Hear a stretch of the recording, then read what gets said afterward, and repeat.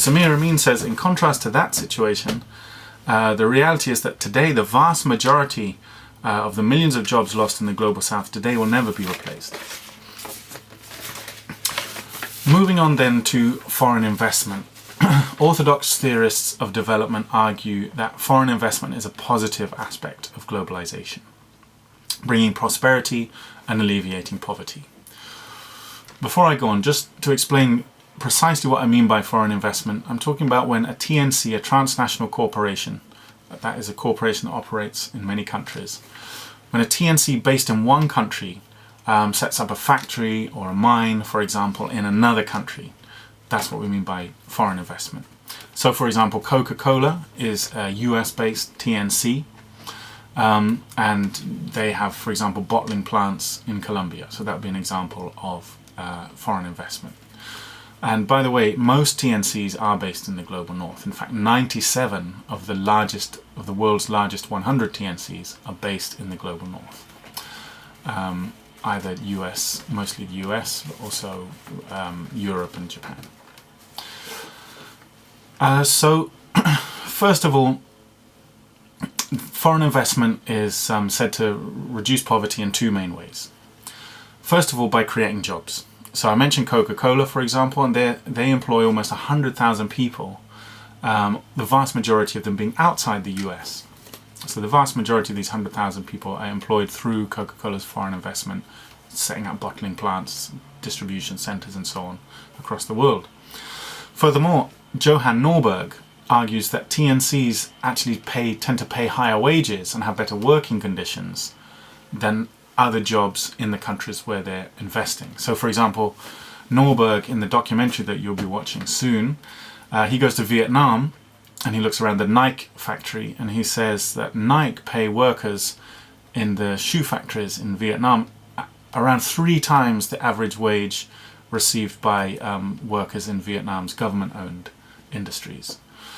And of course, if workers have higher wages, again, this boosts domestic demand. Workers will spend the extra wages on other products that will stimulate sales in other industries, generating yet further employment. So that's the first argument in favor of foreign investment. It creates jobs. Secondly, foreign investment is said to facilitate technology transfer. Simply put, technology transfer means that the technology which a TNC brings with it when it sets up a factory, for example, in another country, gets transferred to the host country, the country in which it's investing in, boosting the overall level of technological development of that country.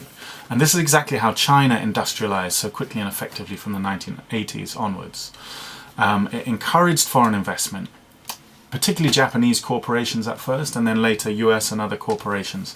Encouraged them to come and invest in China, to come and set up factories in China.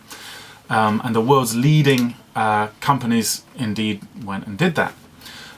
That meant that China's own engineers were then able to copy the technology and machinery used in those factories.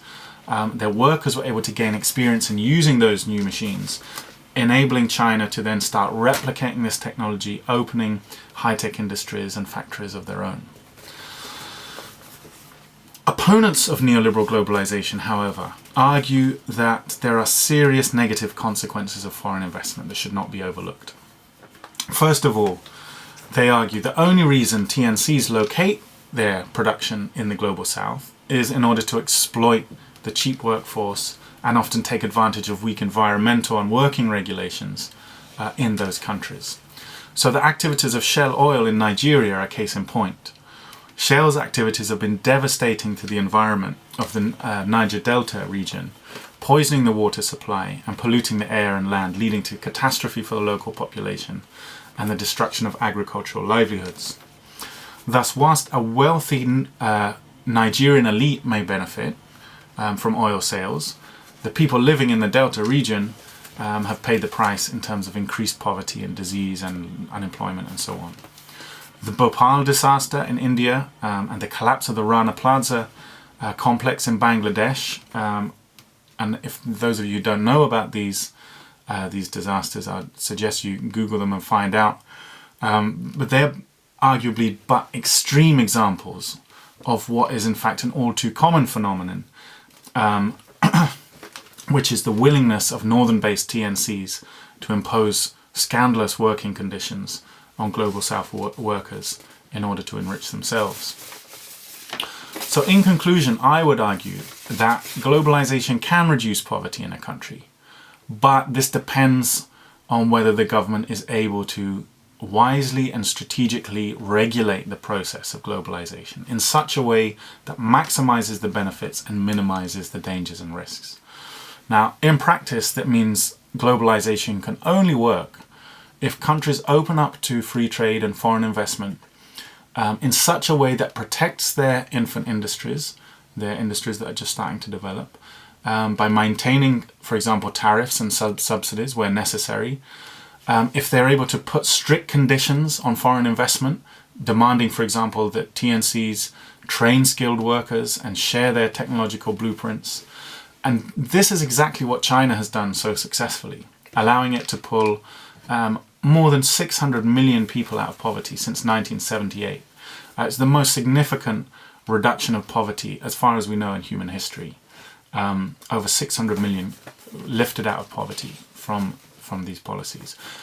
Yet, it is precisely this kind of strategic, state-driven attitude to globalization which the neoliberal policies of the IMF and World Bank rule out.